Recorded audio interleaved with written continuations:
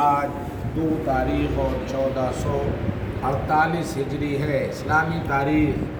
حضرت صفیہ بنت عبد المطلب رضی اللہ تعالی عنہ، حضرت صفیہ عبد المطلب کی صاحبزادی حضور صلی اللہ علیہ وسلم کی پھوپھی حضرت حمزہ کی بہن حضرت زبیر رضی اللہ تعالی عنہ کی والدہ ہیں۔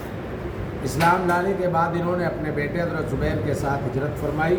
حضرت حمزہ رضی اللہ تعالی عنہ کی طرح وہ بھی بڑی بہادر تھیں۔ وہ غزوہ احد میں مدینے کی چند عورتوں کو ساتھ لے کر میدان میں پہنچی اور مسلمانوں کو پانی پلانے اور زخمیوں کی مرہم پٹی کرنے میں لگ گئیں۔ حضور صلی اللہ علیہ وسلم انہیں دیکھ کر پہلے ناراض ہوئے لیکن بعد میں اجازت دے دی۔ جب کافروں کا پلہ بھاری ہوا اور مسلمان پیچھے ہٹنے لگے تو انہوں نے مسلمانوں کو ہمت دلائی۔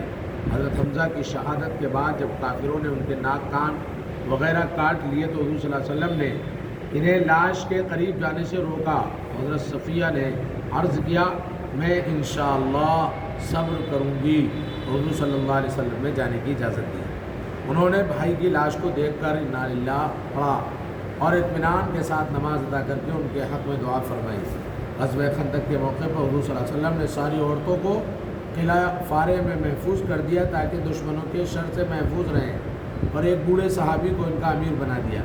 ایک یہودی موقع کی تلاش میں قلعے کی چاروں طرف گھوم رہا تھا، وہ بوڑھے صحابی اس سے مقابلے کی ہمت نہیں کر سکے۔ حضرت صفیہ رضی اللہ تعالی عنہ نے اس کا کام تمام کر دیا۔ ان کی اس بہادری سے حضور صلی اللہ علیہ وسلم بہت خوش ہوئے۔ حضرت صفیہ رضی اللہ تعالی عنہ نے 72 سال کی عمر پا کر 20 ہجری میں حضرت عمر رضی اللہ تعالی عنہ کی خلافت میں وفات پائی اور جنت البقیع میں دفن کی گئیں۔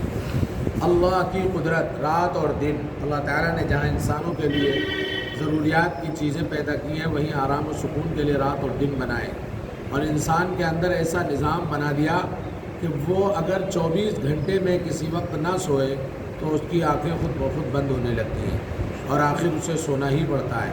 چنانچہ اللہ تبارک و تعالیٰ نے کام کرنے کے لیے دن کو بنایا اور دن بھر تھک کر آرام کی غرض سے رات کو بنایا۔ اگر اللہ تعالیٰ صرف دن بناتا اور رات نہ بناتا تو انسانوں کو سکون نہیں ملتا۔ یقیناً اللہ تعالیٰ بڑی حکمت والا ہے۔ ایک فرض کے بارے میں بیوی کو اس کا مہر دینا۔ قرآن کریم میں اللہ تعالیٰ فرماتا ہے تم لوگ اپنی بیویوں کو ان کا مہر خوش دلی سے دے دیا کرو، البتہ اگر وہ مہر میں سے کچھ چھوڑ دے تو اسے لذیذ اور خوشگوار سمجھ کر کھاؤ۔ ایک سنت کے بارے میں خادموں کے ساتھ اچھا برتاؤ کرنا۔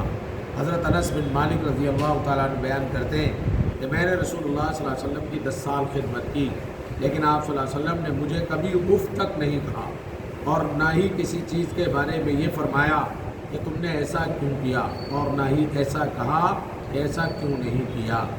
ایک اہم عمل کی فضیلت روزہ جہنم سے بچنے کا ذریعہ ہے۔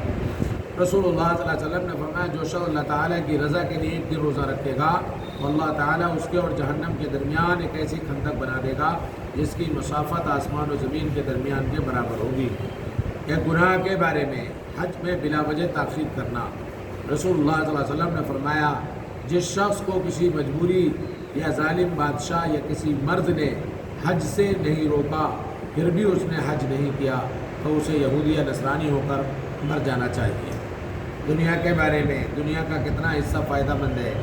رسول اللہ صلی اللہ علیہ وسلم نے فرمایا ابو ذر دنیا میں سے جو حصہ آخرت کے لیے ہوگا وہ تجھے نقصان نہیں دے گا، نقصان وہ دے گا جو دنیا ہی کے لیے ہو۔ آخرت کے بارے میں اچھے اور برے کاموں کا انجام۔ قرآن کریم میں اللہ تعالیٰ فرماتا ہے ہم نے کافروں کے لیے زنجیریں طوق اور دہکتی ہوئی آگ تیار کر رکھی ہے، اور نیک لوگ پیالوں میں ایسی شراب پیئیں گے جن میں کافور کی ملاوٹ ہوگی۔ وہ ایک چشمہ ہے جس سے اللہ کے خاص بندے پیئیں گے، اور وہ اس چشمے کو جہاں چاہیں گے بہا کر لے جائیں گے۔ طب نبوی سے علاج۔ رات کے کھانے کا فائدہ۔